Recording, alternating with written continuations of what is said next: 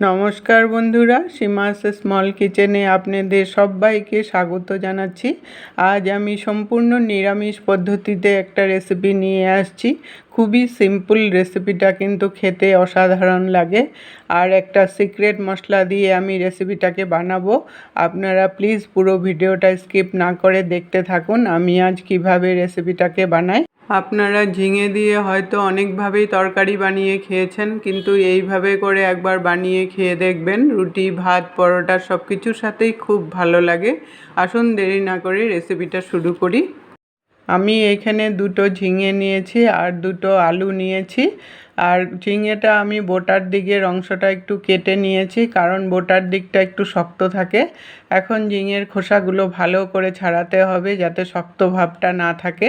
শক্ত ভাবটা থাকলে পরে সিদ্ধ হতে চায় না। তো এইভাবে করে আমি ঝিঙের খোসাগুলো ছাড়িয়ে নেব।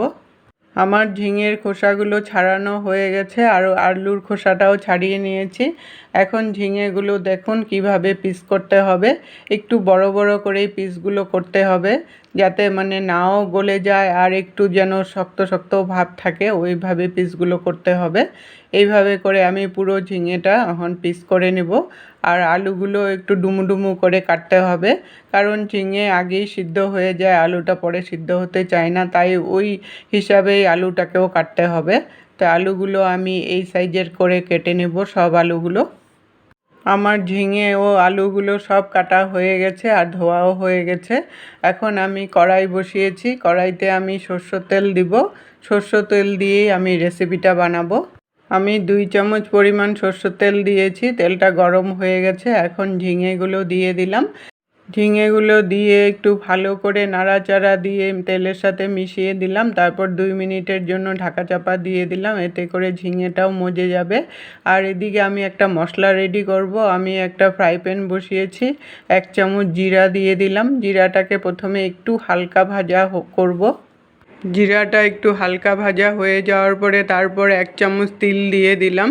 তিল দিয়ে আমি এখন এটাকে হালকা ভাজা করব, যতক্ষণ না তিলের আর জিরার একটা গন্ধ চলে আসে আর একটু লাল লাল ভাব চলে আসে, ততক্ষণ পর্যন্ত একটু সিমে রেখে ভাজাগুলো করতে হবে।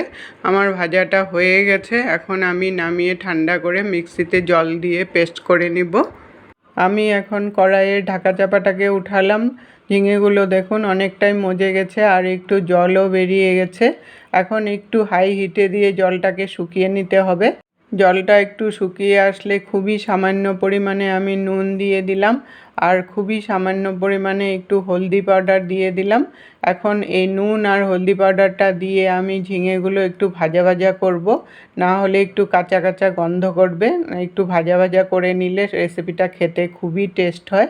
আমি এখন আর ঢাকা দেব না, একটু হাই হিটে দিয়ে ঝিঙেগুলোকে ভাজা ভাজা করব। আমার চ্যানেলে যদি আপনি নতুন বন্ধু হয়ে থাকেন, চ্যানেলটাকে সাবস্ক্রাইব করে পাশে থাকা বেল আইকনটাকে ক্লিক করে অল অপশানে ক্লিক করে রাখবেন সবার আগে নোটিফিকেশন পাওয়ার জন্য। আমি ঝিঙেগুলো নামিয়ে নিয়েছি, ভাজা হয়ে গেছে। আবার কড়াই বসিয়েছি, কড়াইতে 2 চামচ তেল দিয়ে দিলাম, 1 চামচ কালো জিরে ফোড়নে দিয়ে দিলাম। তেলটা আমার গরম হয়ে গেছে, আলুগুলো দিয়ে দিলাম। আলুগুলো দিয়ে একটু নাড়াচাড়া দিয়ে দিলাম। নাড়াচাড়া দিয়ে তারপর স্বাদ অনুসারে একটু নুন দিয়ে দিলাম। তারপর একটু হলদি পাউডার দিয়ে দিলাম। নুন আর হলদি পাউডারটা দিয়ে একটু নাড়াচাড়া দিয়ে ভালো করে মিশিয়ে নিলাম। তারপর আমি 2 মিনিটের জন্য ঢাকা চাপা দিয়ে দিব, এতে করে আলুটাও একটু সিদ্ধ হয়ে যাবে। 2 মিনিট পরে আমি চাপাটাকে উঠালাম। আলুটা আমার মোটামুটি সিদ্ধ হয়ে গেছে। এখন একটু স্টিমটা বাড়িয়ে আমি একটু লাল লাল করে আলুগুলো ভাজা করে নেব, এতে করে খেতে খুব ভালো হয়। তারপর এটার মধ্যে 1 চামচ ধনে পাউডার দিয়ে দিলাম, 1 চামচ কাশ্মীরি চিলি পাউডার দিয়ে দিলাম, আর খুবই সামান্য পরিমাণে হলদি পাউডার দিয়ে দিলাম। হলদি পাউডারটা আগেও দেওয়া হয়েছে, তার জন্য কম করে দিলাম। আর একটু জল দিয়ে এখন মশলাটাকে ভালো করে কষিয়ে নেব, যতক্ষণ না তেল ওপরে চলে আসে। মশলাগুলোকে 1 মিনিট মতো ভাজা করে নিয়েছি, তেলটাও ওপরে চলে আসছে। এখন আমি ভেজে রাখা ঝিঙেগুলোকে দিয়ে ভালো করে মিশিয়ে নিলাম মশলা আর আলুর সাথে। এইভাবে করে মিশিয়ে দিলে তখন রেসিপিটা খেতে ভালো হয়। তারপর একটু আন্দাজ মতো আমি জল দিয়ে দিলাম। জলটা খুব একটা বেশি দিতে হবে না, কারণ আলু আর ঝিঙে অলরেডি আধাটার উপরে সিদ্ধ হয়ে গেছে। এখন আমি স্বাদ অনুসারে এটার মধ্যে নুন দিয়ে দিলাম আর দুটো কাঁচা লঙ্কা চিড়ে দিয়ে দিলাম। ঝালটা আপনাদের টেস্ট অনুসারে দিতে পারবেন। আর খুবই সামান্য পরিমাণে মিষ্টি দিয়ে দিলাম। ঝিঙের তরকারি একটু মিষ্টি মিষ্টি হয়। আর তারপর 2 মিনিটের জন্য ঢাকা চাপা দিয়ে দিলাম। 2 মিনিট পরে আমি চাপাটাকে উঠালাম। দেখুন জলটা অনেকটাই শুকিয়ে গেছে আর একটু মাখা মাখা গা মাখা ভাব হয়ে গেছে। আমি এখন ভেজে রাখা তিল আর জিরের পেস্টটাকে দিয়ে দিলাম আর বাটিটা ধুয়ে সামান্য পরিমাণে একটু জল দিয়ে দিলাম।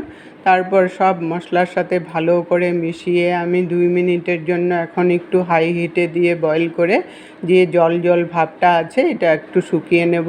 তাতে করে রেসিপিটা খেতে খুবই ভালো হবে। আমার 2 মিনিট মতো বয়েল করা হয়ে গেছে, দেখুন শুকিয়েও গেছে। এখন আমি নামিয়ে ঠান্ডা করে পরিবেশন করে নেব। এক তরকারি ভাত দিয়েই পুরো ভাতটা খাওয়া হয়ে যায়। রেসিপিটা আপনারা বাড়িতে একবার হলেও ট্রাই করে দেখবেন, খুবই ভালো লাগে। রেসিপিটা কেমন লাগলো বন্ধুরা কমেন্ট করে জানাবেন। যদি ভালো লেগে থাকে লাইক দিয়ে শেয়ার করে সবাইকে দেখার সুযোগ করে দিবেন। এতক্ষণ সঙ্গে থাকার জন্য আপনাদেরকে অসংখ্য অসংখ্য ধন্যবাদ বন্ধুরা। আবার দেখা হবে নতুন রেসিপির সাথে।